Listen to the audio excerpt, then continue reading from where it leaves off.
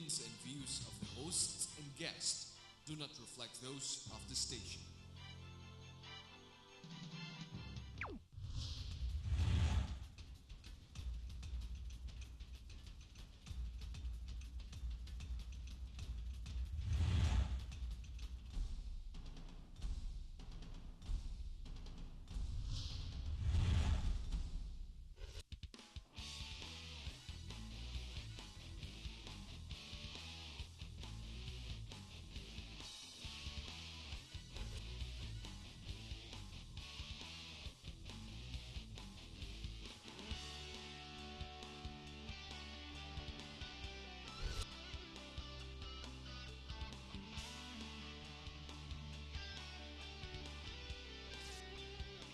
You are what you watch. Hello, my name's Harton Watko and welcome to our program. I know, I apologize, the last 2 weeks we've been having replays. And it's not necessarily what we call the holidays. I'd like to call it exact title of our topic in this show. It's called Sins of Omission. But before we get there, I'd like to bring up the fact that with communication comes problems. Alam mo, this is what we call the human problem or human nature.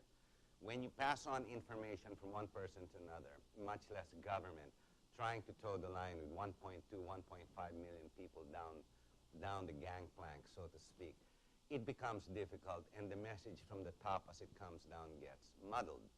Now, this is human nature. Now, hard copy normally allows this to be more clear. The problem now is, again, with human nature, my comprehension and everybody else's comprehension becomes different. These variables make things difficult. Maybe that's the reason why we have the Supreme Court, or the absolute court that arbitrates what we call our Constitution, or we hope that that's what they're doing. Even with the law and even with the Constitution, it becomes difficult because every human being seems to have his own version. And then this is what the Supreme Court will sit down and arbitrate upon. Now, in corporations, in the private sector, this becomes very much the same. The problem is with communication is when you send in garbage, syempre, garbage in, garbage out. A manager is only as good when information is fed. Good and proper and accurate information. When it comes to the manager, and the manager has to make decisions, if the communications are correct and the information is correct, then he will manage properly and make proper decisions based on information that comes to him. But if the information is incorrect, naiiba ng konti, siyempre, misking solution na pinopromote, masisira din yun.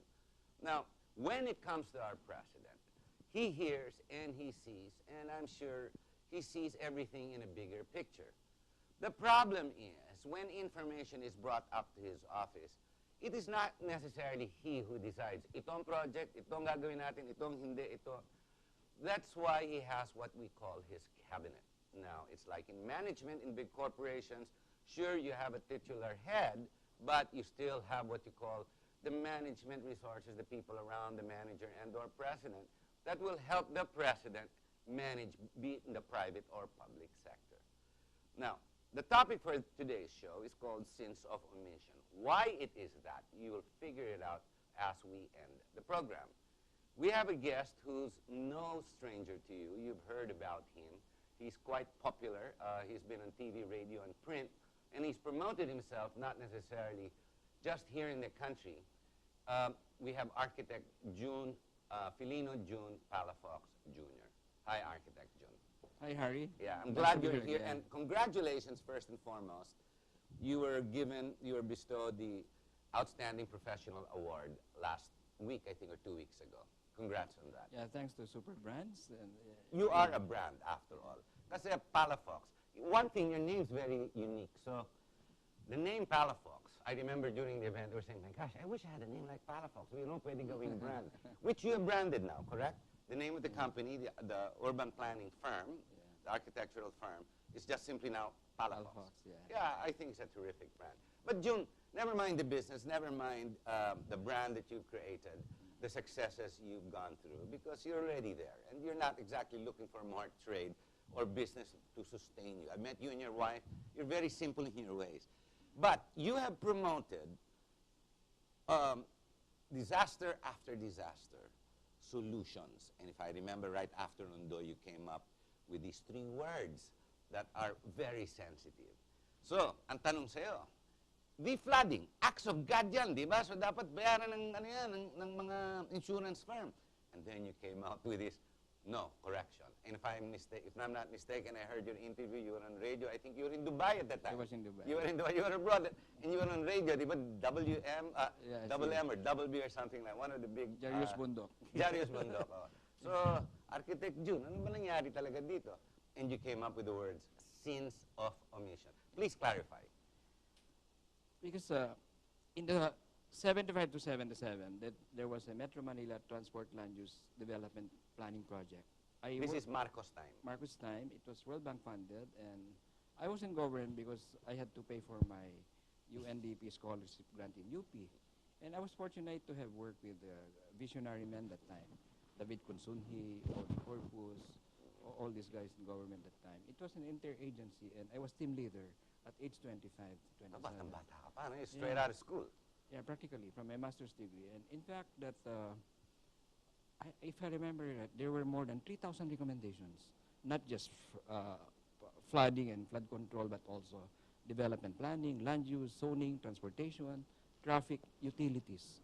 LRT was an offshoot of that study. Before you go further, is that normal for government to plan the future, urban development, future planning, or was this a Marcos nuisance or a Marcos idea?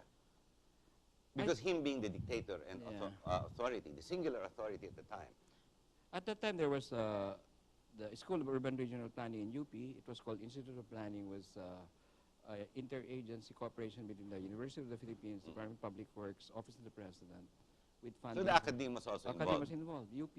No, but I can understand if projects don't take off during the Marcos time because he was caught up after a while. Yeah. Martial law and the downfall of martial law and the yellow government coming in, Cory coming in, and then the democratic system, so to speak, along the way. Now, the recommendations, the 3,000 pieces of recommendations that were made were basically a look into the future, correct? That's right. To stop disaster, pending disaster, which you people, the professionals, have seen, correct? Yeah, it was more of a, it's much more proactive. Yeah, proactive. Kasi nakikita Yeah, namin. because 1919 and 1972, 1919 flooding of Metro Manila was deeper than Ondoy. Oh my God. See, I didn't even know that. 1972 was about the same as Ondoy. Pareho So lang. government has that records. Kaya we told that time that some places of Metro Manila will be flooded again. And we told government that time that if development is allowed to take place, the necessary infrastructure must be put in place first. So development was allowed to take place, but necessary infrastructure was not put in place. And so disaster was expected. And it would have prevented billions of man-hours lost, human lives, property, and infrastructure. Billions, I think 11 billion pesos every time we have flooding. Yeah, disaster. Sino nagkakamali dito? Gobyerno, short-sightedness, o ayaw? Kasi if these plans were already put forward and promoted by professionals, like yourself and that group you mentioned, Consunji, Corpus, and a lot of the bigger boys who are today very successful in the industry, alam na nila eh. Now, is it possible yung mga sa gobyerno, bobo, ayaw intindihin, ayaw makita, o ayaw pakinggan? Anong shortcoming dito? Kung nakita na nila, in 1977, this is 77. 40 years ago. After that, I work already in 37 countries. Oh, biro mo. Oh, 37. no, okay. Then, we had Undoy 3 years ago. Yeah. Okay. Then, Jarius Bundok, no doubt, he writes in one of the major newspapers. He interviews you, and he asks you the same thing, and he writes about it. Yeah. Sins of omission. And then, tinulugan na naman natin.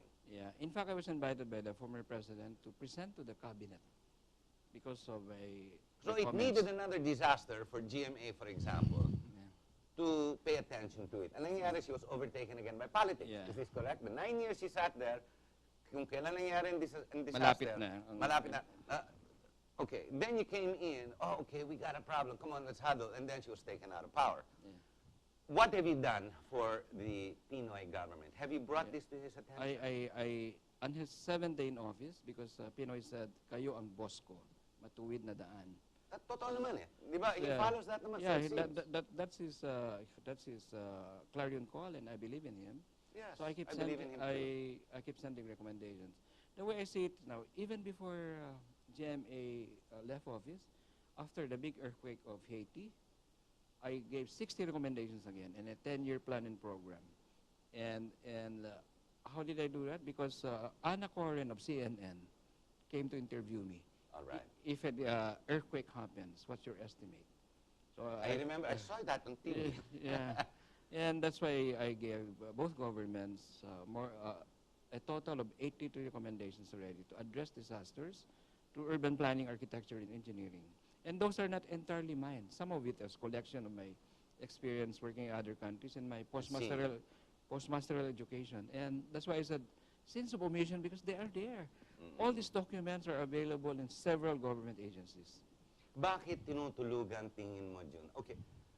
Let's assume a project costs very big, which it is in this case. For example, let's look at just Laguna Lake. Yeah. Because in the second half of the show, I'd like to concentrate on that specific problem. Just the flooding muna. Yeah. But like you said, the earthquake scenario, you were able to assess the situation in Manila, Metro Manila, the region, and you've made recommendations. Why is it sense of omission? Because people don't want to attend to you, people don't want to find out, they don't want to address you. Is it a money issue? It's because it's too expensive. I mean, maybe it takes 1 million lives to create 1 billion peso project. Maybe that's what it requires. But is one life worth 1 billion or 10 billion? If I'm not mistaken, one life should be much more than what it is. Yeah. And if the project is inevitable, your recommendations, correct me if I'm wrong, are they inevitable? They're going to be done one day.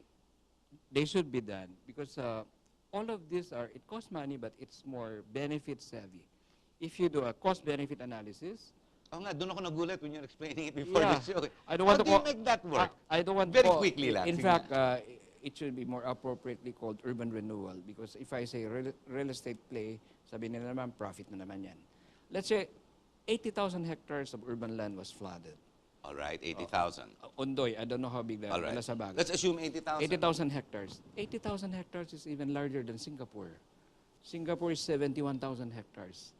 Okay, so malaki-laki yan. What's the land value of 80,000 hectares? Maybe today, flooded, maybe 2,000 pesos per square meter.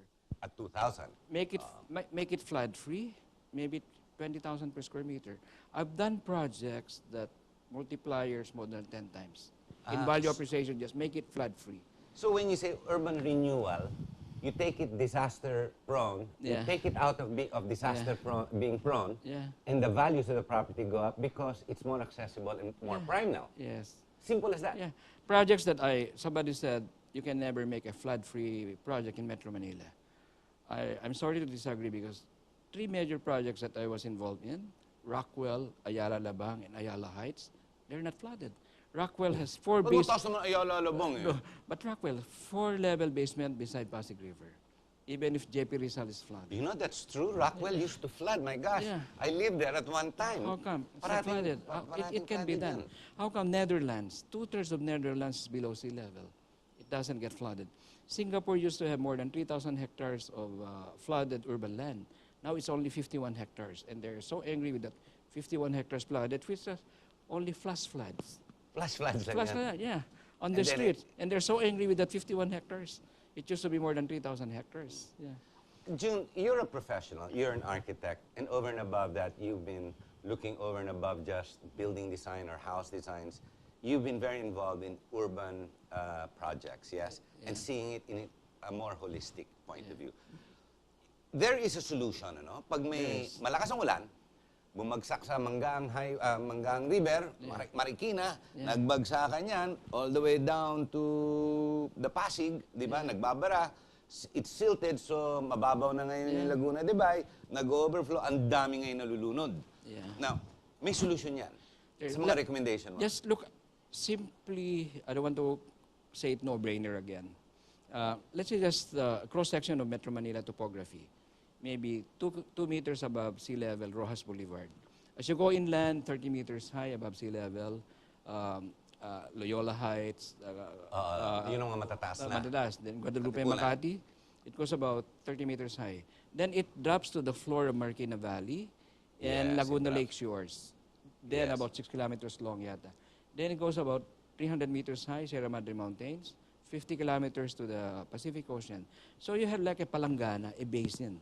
Correct. And there are about, I think, 22 rivers flowing into Laguna Lake. And then during Ondoy, more than 4,000 cubic meters per second of floodwaters came down Metro Manila.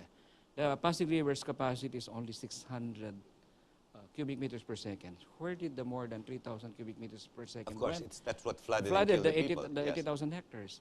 And because there was a project, the Bangaan Floodway, to protect Metro Manila, diverted water towards Laguna Lake, was supposed to be a twin project of the Parañaque Spillway. Yeah, That's I why wanna get to that. another Nga, comment isa pa I yan. said was when I said, what happened? Laguna Lake is like a toilet without a flush, or a big bathtub with 23 faucets without a drain. Without a drain. So you don't have to be an architect, engineer, planner to analyze that. But Is- you have offered, other than recommendations, solutions, technical solutions, yes? Yes. Professional technical Yeah. solutions. Although it costs money and time, and it's an infra project, it can be done. Yeah, and I've been building on it. Since I was an architecture student in UST, I was looking at Manila. Then at UP, Manila Bay region. Then Metro Plan. Then at Harvard, my term paper was Manila Megalopolis 2020. With 20 million people, we'll need 3 airports, international airports. Now we can't even decide whether Clark or Manila. We need both plus one. Plus one. Yeah, in Calabarzon area. Ano na yan? This is just foresight. Nakikita mo lang to. Yeah, that was my term paper in Harvard. Yeah. But this is about 20 years ago. What I don't understand, June, what is wrong? I- Who I- is committing the sins of omission? Other countries, they have institutional memory. Governments have institutional memory. What do you mean by institutional? From one government to the other, they continue the program. At least may most of the program. continuity. We don't have that The here. other one is from concept to commitment. It takes too long. So from concept, our proposals, the Yes. concepts, when you get the commitment, you have another president, another mayor, another secretary. Then from commitment to completion, it takes so long. The Kamanaba mayors are complaining. There's a dike being built there the past 10 years. Yeah, I just heard, katatapos lang. No, not yet. Ay, hindi pa rin. The past 3 years, 99% finished. 3 years, it did not move. 99% finished. According to the mayor. of Yes, Kamanaba. I heard about that. Yeah, Natulog. so it's really, and I think maybe also we should revisit our change of leadership so often. Let's try to imagine the forest. You change the lion as the king of the jungle with, let's say, An elephant. Elephant. Every 2 years, every 6 years. Every 6 years. What will happen? The power centers, the Bulong Brigade, they will all change. Oo, masisira Masisira lahat. talaga. There's This no is con- what's been happening Yeah. to us. So we can't really blame one president or one person Yeah. or one administration, but the combination of everybody's action in the last 50 years, 60 years. So even if the administration of President Aquino, they do their work right now, these big projects, high-ticket items, will benefit from them 7 to 10 years from now. So I've been putting forward again new recommendations, adaptive architecture. You adapt na lang. Adaptive architecture, urban renewal, urban planning, flood overlay zoning.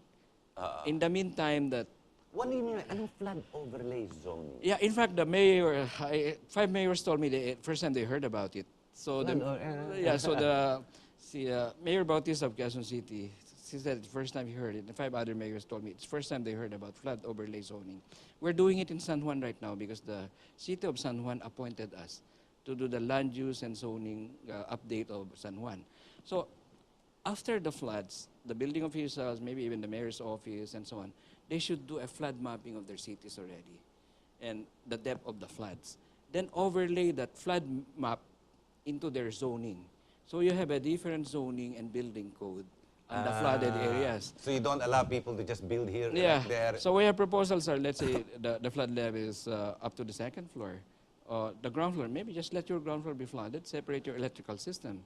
Maybe for new buildings, You just do them on stilts with silong, or you float your house. We have designs now for floating houses. If it is inevitable at andiyan na yung syudad, hindi mo naman pwedeng iurong yung buong syudad, at least, ano ka na, hindi ka na prone to disaster. I mean, you will be able to accept the problems as they arrive. Like San Juan, Mayor Gia, the Vice Mayor, and the City Council, we have proposed 3 main floors, main levels of San Juan. Street level ground floor, upper level interconnected elevated walkways. Para even if it's flooded, you can walk around. Walk to parang, the next... parang Venice. Venice, even if it's flooded, there are tourists because there are elevated walkways. Yeah, elevated. Then the third level will be interconnected monorail that will connect also the LRTs. So there is movement, There's mobility. Movement. And they approve it, and we're helping them how to source the funding. I don't understand. You have taken on projects, not necessarily here, but in different parts of the world. Yes. Now, if I'm not mistaken, funding is but a project that requires X amount of money and investment. Yes. Now, if I'm not mistaken, again, correct me here if I'm wrong, as you have worked with multiple governments, money is but a piece of document, a paper, a money, what it is, a currency, that is easily borrowed over a period of so many years, but adaptive towards specific projects, which does not necessarily claim doom at the end of what you call a debt. Yeah. Because like you said, for example, in that recommendation of yours where you make use of 80,000 kilometers, hectares of real estate, can you imagine the feasibility now or the integrity of this property will bring up the values immediately? It's way over the cost of the project. At least 10 times value land value appreciation. Yeah. Our banks, the financial wizards, the NEDA, can easily work with you based on these projections. But first and foremost, the purpose should be to alleviate loss of life or to stop. Correct me if I'm wrong. Diba? Yun muna. Why is it multiple governments around the world, which you have worked with, have acted on this in the last 20 years? Anong tingin mo, bakit dito sa Pilipinas natulog lahat? I don't know. Bureaucratic red tape. Let's not even talk about corruption. And I think another one is analysis paralysis. Too many bright people, they overanalyze. Like Dubai, I work for the ruler of Dubai, not college educated. You know what he did? He only had 5 instructions to us. One of which is bring Dubai from the third world into the first world in 15 years. They did it in 10 years. Design Dubai as if there's no oil. That was 1977, right after I left Metroplan. Ang galing naman.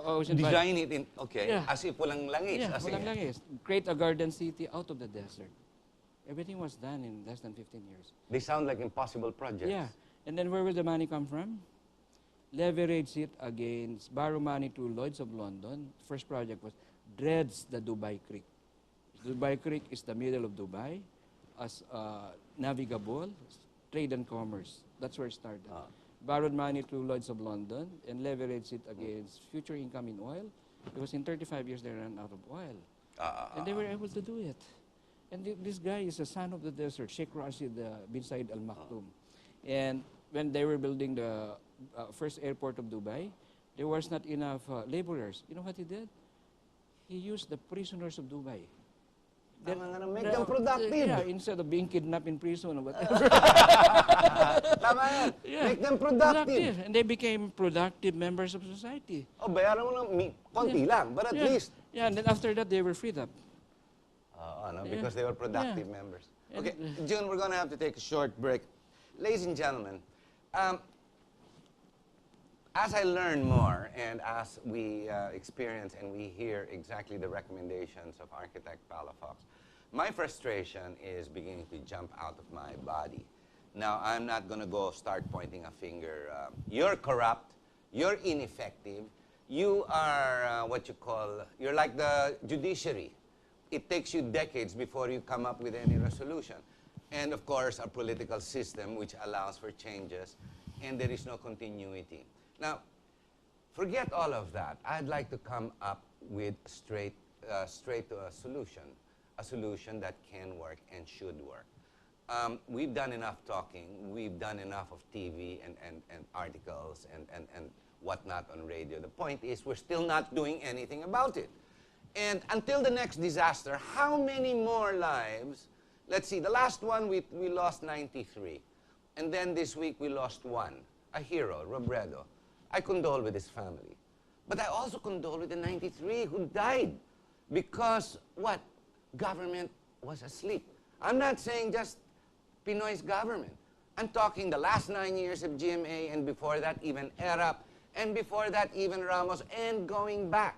Now, if we already have that situation, why is it we don't wake up now? Now, I come from Muntinlupa. That's where I reside. And I've decided to put my name on the stamp and to put my money where my mouth is and to run for office in that area. I have one project, just one. And if that's going to be done, maybe I need not operate and run. Can we resolve the Laguna Lake problem? Because every time there's a bit of flooding, you should see how many people lose their houses and many drown just in that vicinity alone. Now, if we go towards Central Luzon, it gets even worse, but I'm sure the recommendations will change. Stay with us. We'll come right back, and you'll hear more from Architect June Palafox.